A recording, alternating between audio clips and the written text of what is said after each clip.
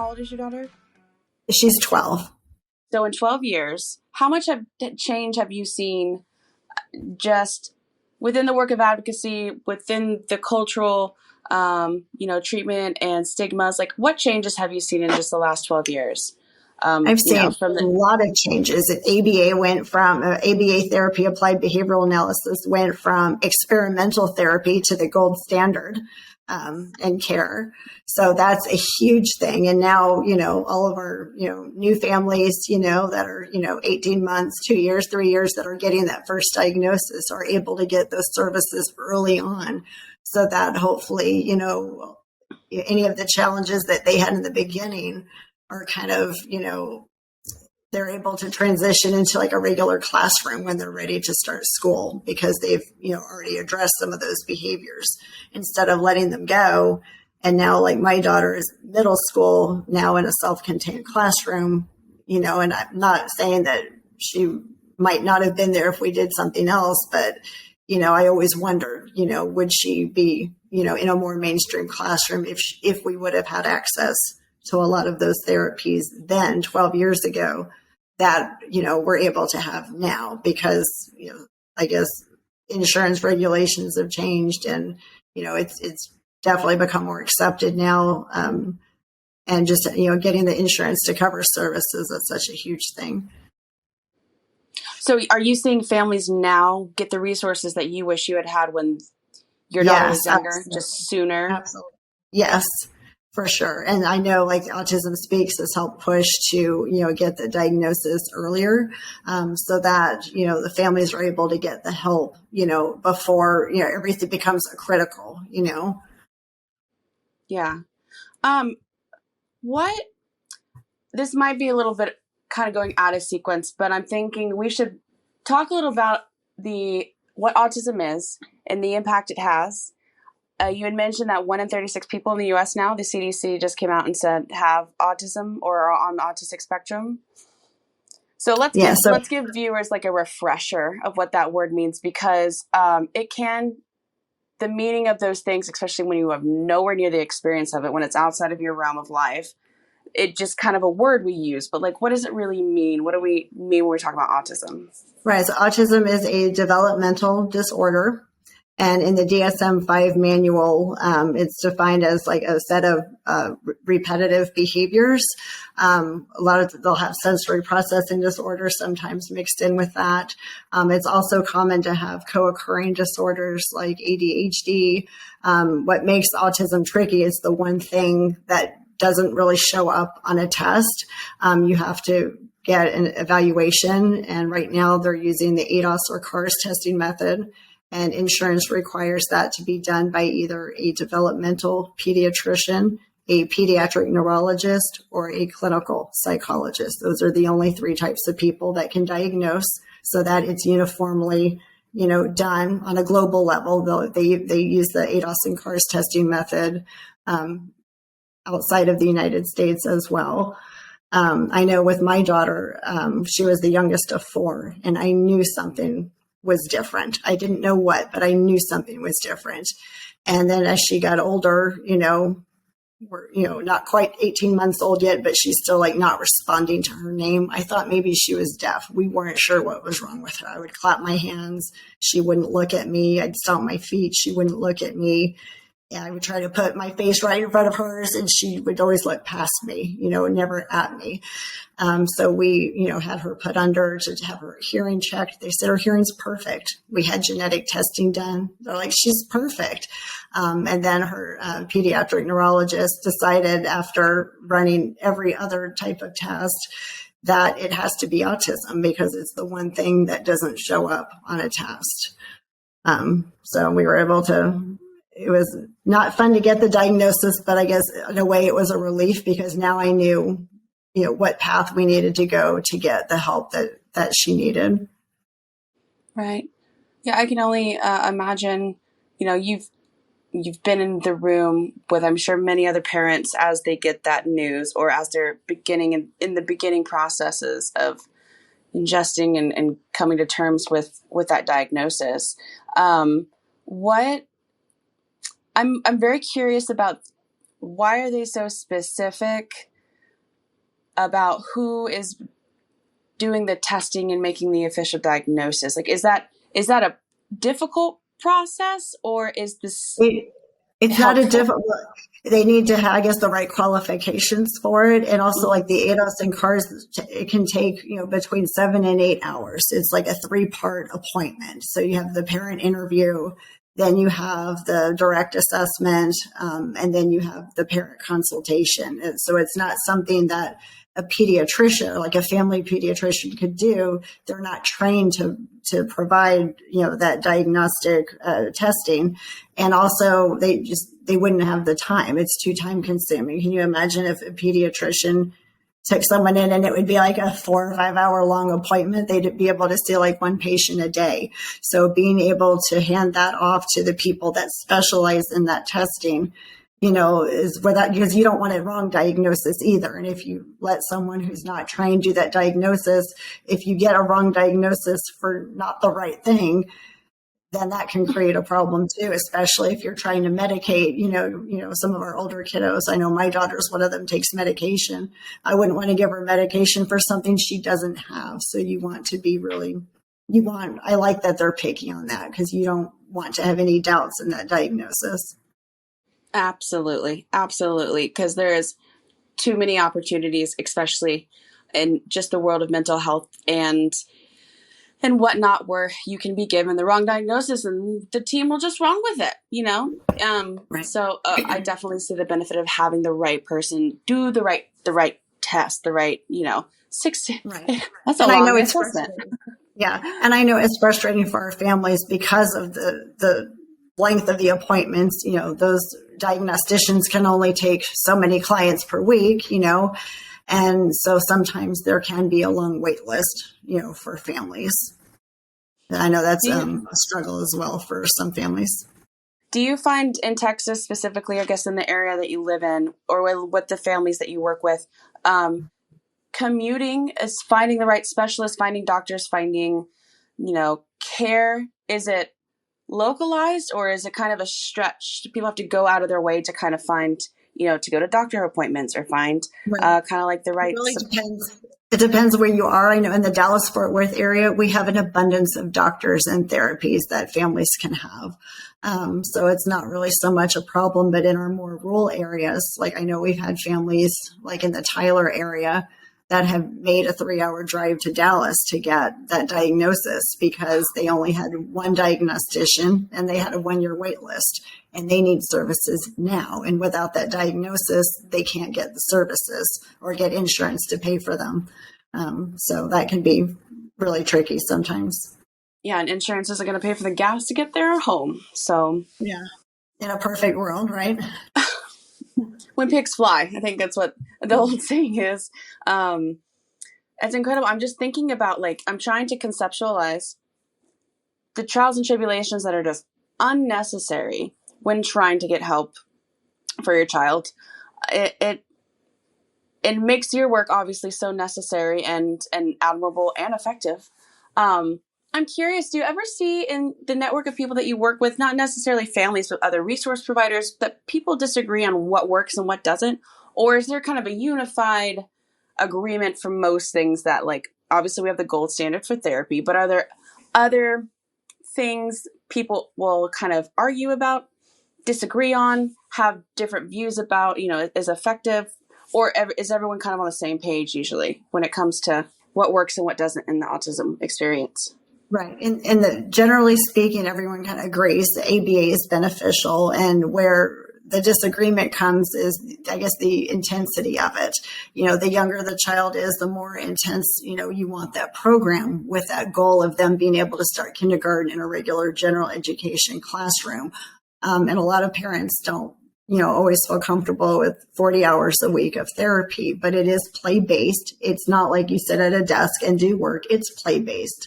So, instead of taking your child to like a Montessori school or something like that, they would be getting that one-on-one help in a clinic. But a lot of families really struggle with that idea because they think it's too much or the day is too long. But, because it's play-based, the children have so much fun. They do. It's to them. It does. I always say, if you're doing ABA right, it will never look like you're doing work because they have so much fun when they're with us. But I know the families that do opt to do just part-time services, they don't always see the same rate of change that a lot of, our full-time families get. And I think a lot of it's fear from, the parents. They're afraid that the day will be too long. They're afraid their child will be overwhelmed, but we take very good care of them. And I know the 40 hours a week is, kind of a standard across the board when you're doing ABA for the younger kids. And then once the child is in school, a lot of times they'll go to school full time and then do part-time services after school to help with like social skills and, any additional supports that they need. So ABA is definitely a lifelong therapy, or at least, most of childhood into adulthood therapy. It's not you do it once and you're good to go. Like it's just a continuous basis. It's ongoing. Yes. Yeah. Just helping them to meet their goals, but it's always reevaluated every 6 months. The ABA assessment is redone every 6 months to see which goals they've mastered. And then add new goals. And there is parent training involved in that 40 hours as well, so that parents can have that continuity of care when they're not in the clinic, so like if they're working on a potty training program at the clinic, we want to make sure mom and dad are doing the same potty training, routine at home, so that when they come back to us, after the weekend, it's like, we're good. We can just jump right in and start instead of having to start all over. Like if we had the, child in underwear and we were going to the potty every hour, and if the parents decided to, we'll just put them in a diaper for the weekend, then you kind of have to reteach those skills when they come back on Monday. So what is the youngest that a child will start the ABA therapy? 18 months. You said before school. So 18 months? 18 oh my months. Goodness. Yes. Yes, I know. I love our littles. I know at my clinic, we'll see the youngest we'll see is 2, but the youngest a child can be diagnosed is 18 months. I mean, it makes sense because, these diagnoses come, when kids are infants or toddlers, but like I'm digesting the feelings a parent's going to go through from, the diagnosis and then the stages of grief, however they experience those. And then immediately, if they get it at an early enough time, like jumping right into an intense therapy. Like a full-time job. I remember in like Bayla, she didn't learn to walk or to talk till about 3.5. And we had always joked with her speech therapist afterwards that we want our money back because now she's never quiet and nothing is filtered before she speaks. Oh, the filterlessness. Oh, I love it. Oh, you'll have to, before we get off, you'll have to share some of your favorite stories. Yes. We talked about this on the phone. I didn't realize that, growing up and my boss's kid who had Asperger's, but also autism, like his filter was not there. But for someone with ADHD like me, I was like, yeah, I mean, that's just, who's offended? Like, you're great. This is great. This is just what they say. And then everyone else is just like very uncomfortable. They're like, what? I don't understand. It's like, what are we missing here? Like, there's nothing wrong with it. And yeah, they speak their mind. And we had recently had an art meeting for my daughter, and one of her teachers said that, and it was really cute the way she put it, that one of my daughter's strengths is that she's able to verbally express what she doesn't like and whom she doesn't like. That is far beyond what most of us can do. I mean, I'm in the dating world right now, and I'm telling you, that is true. That's a gift, girl.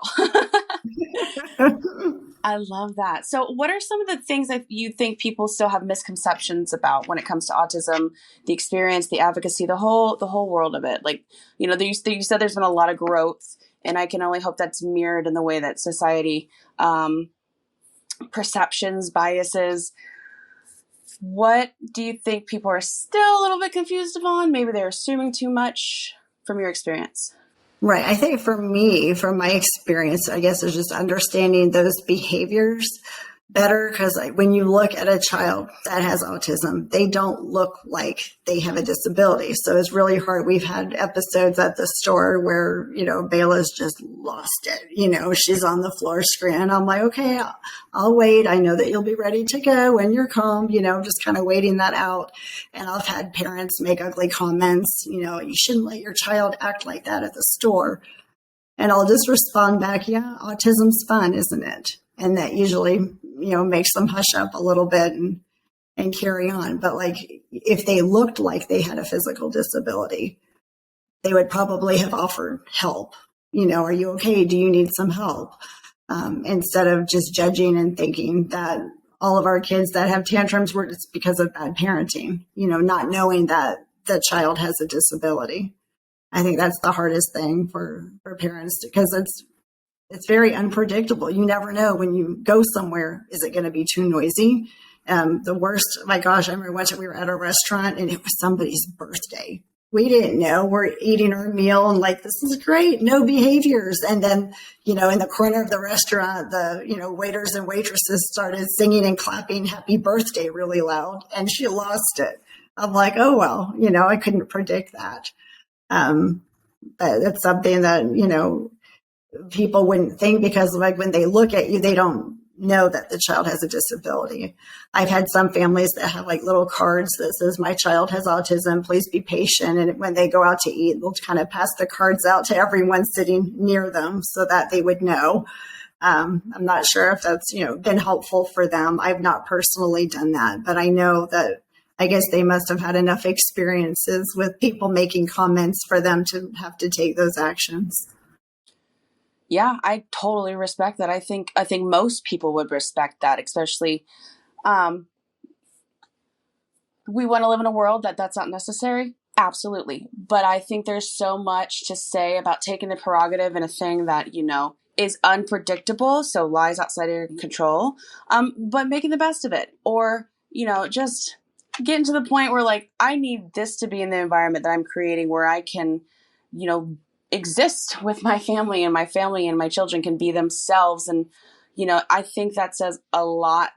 It's definitely self-advocacy at its finest, and so I hope those cards work. I've seen email signatures are a big one. I've seen people kind of utilize too, especially in the workplace, if they have, learning disability or autism or something that they just kind of want you to know about. Say, hey, I'm going to get in front of this. Because you're right. It's very hard for people, even if you were to explain to every person or every parent in the country, like, you might not have autism in your experience, but here's what it looks like. You're still going to get people like that you encountered at the grocery store. They're just like, your kids shouldn't act that way. It's like, well, you shouldn't assume so much. Right. That's a hard backtrack to have. I think that's kind of maybe an evolutionary fault in our ability Yes. to kind of really observe and learn something, so I imagine that's empowering, that within the community of family that you work with, like, there's just this well of resilience that y'all share because of those hard times where people have judgments, or maybe you don't get the resource you need. I mean, can you talk a little bit about the strength that you've pulled from working with the families that you have? Yes, it definitely helps fuel the fire within. Just knowing that I'm able to help them, not just for today, but, for their future as well. I'm always looking for opportunities, whether I'm publishing something that may help a family I haven't met yet, or having a family stop in the clinic just to get information. We had one family that stopped in, not knowing that we see the little kids, at my facility, wanting information for her son in college who was struggling with social skills. So I was able to provide that family, information to help her in that stage, because we didn't serve that age in our clinic, but we were still able to help her. So is it often that adults or just people in general will receive a diagnosis well after childhood, or is that almost always going to be a diagnosis given in infancy or childhood? There are some adults, as autism is becoming more accepted and something that's screened for a lot. There are a lot of adults that receive a diagnosis. There was someone I saw on one of the autism pages that he was diagnosed in his 40s with autism. And he said it finally made sense. He said he had trouble keeping a job. He's been divorced 3 times, and he just couldn't figure out why he was struggling to have meaningful relationships. And then when he got the diagnosis, okay, that's why.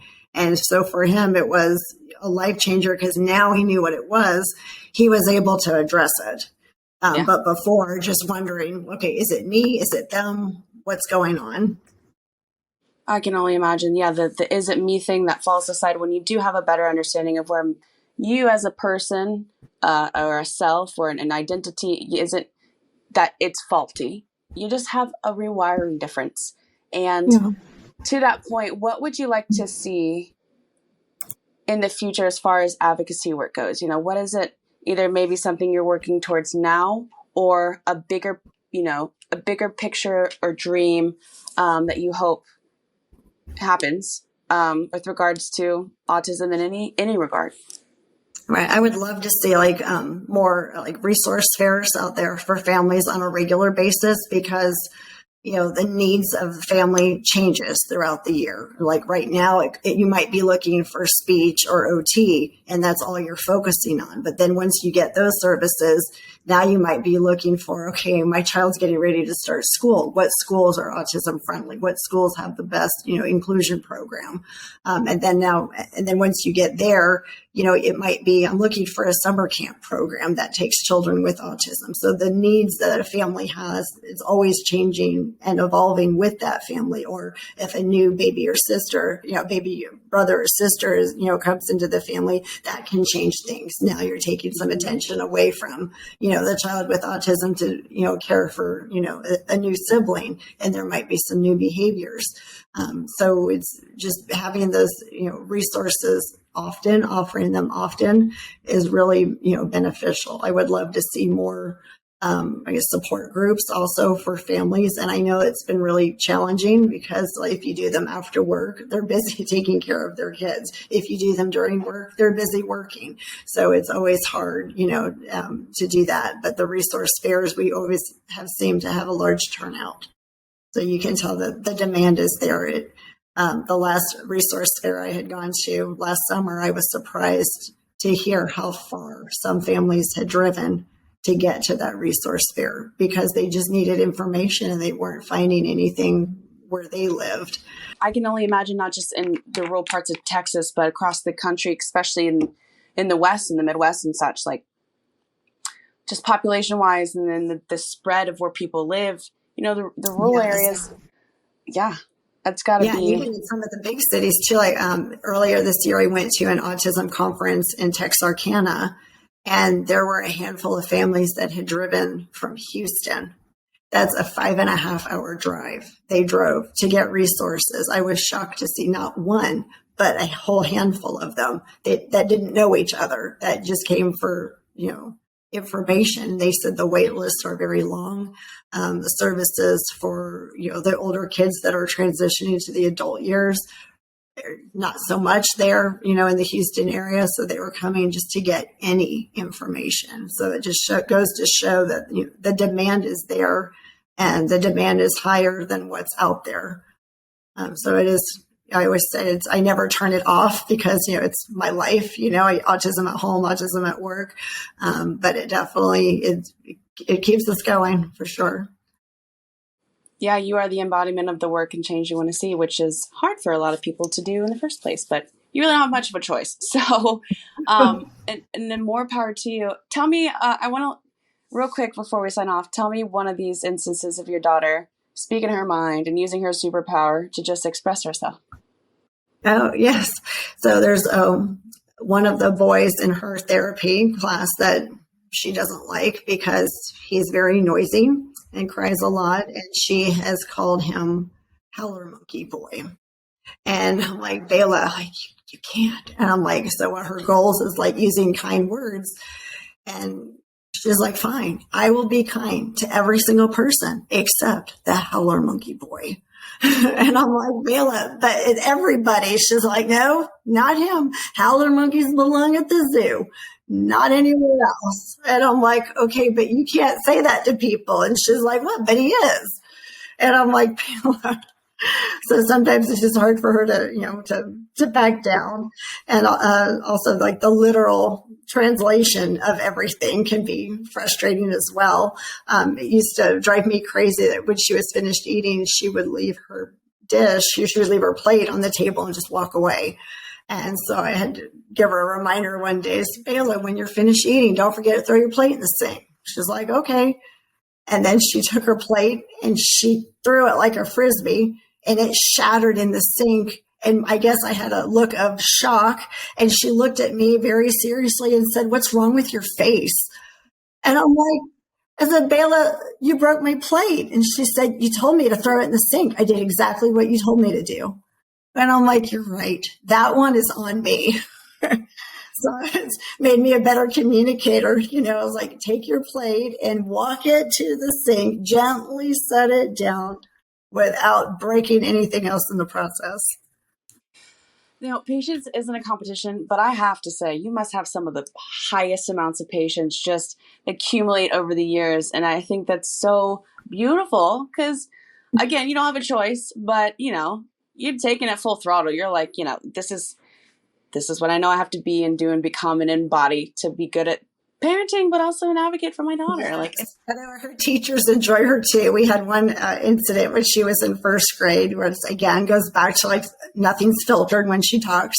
And her program at school, she had to give one compliment to at least one person each day. And she'd argue, she's like, but I hate all these people. And I'm like, Bayla, just find one nice thing to say, just one thing. And she's like, so you want me to lie? And I'm like, no, surely you can find just one nice thing. And the school she was at was a special needs school for autistic children. So all of them were kind of, they all had their own challenges. And this one day, one of her classmates got angry, had a meltdown, picked up his chair and threw it at the teacher. My daughter stood up and shouted, nice throw. And she was so proud. She gave a compliment all by herself. She gave a compliment. The counselor said he had to go out into the hall to laugh and then go back and tell her that was not okay. And she's like, but I gave a compliment. So she didn't understand why she was getting in trouble. And she's right. She gave a compliment, but it was not appropriate. And they're like, but Bayla, the chair almost hit your teacher. She's like, I know, it was a really good throw. So she did not understand yet that, I guess that someone could have gotten hurt. But I mean, it is funny, but she was trying. She gave a compliment all by herself and it wasn't forced.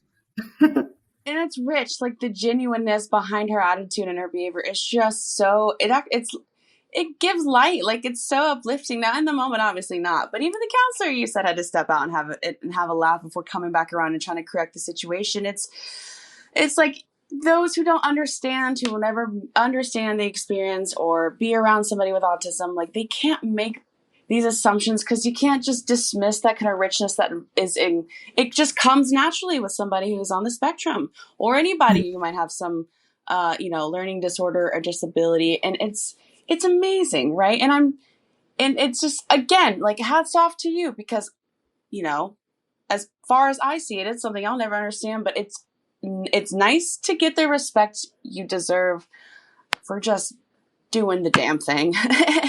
And it's entertaining and people, there's something to learn. I'm sure the experiences you've had with your daughter have been like, you've internalized some. You're like, oh, okay, like that's, never thought about that in myself before, my character, the way I see the world, Yes. If there's one thing you want to tell, viewers that are either looking for resources or interested in being advocate or,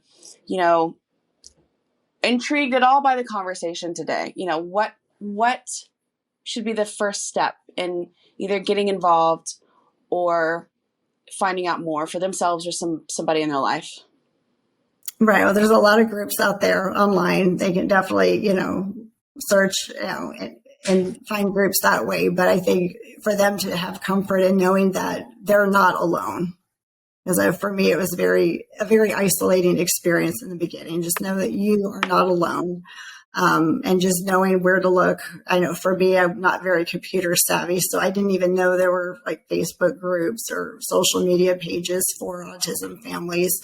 But just knowing that those resources are there really is a lot out there. And if they can't find it, they can contact me and I'll help them.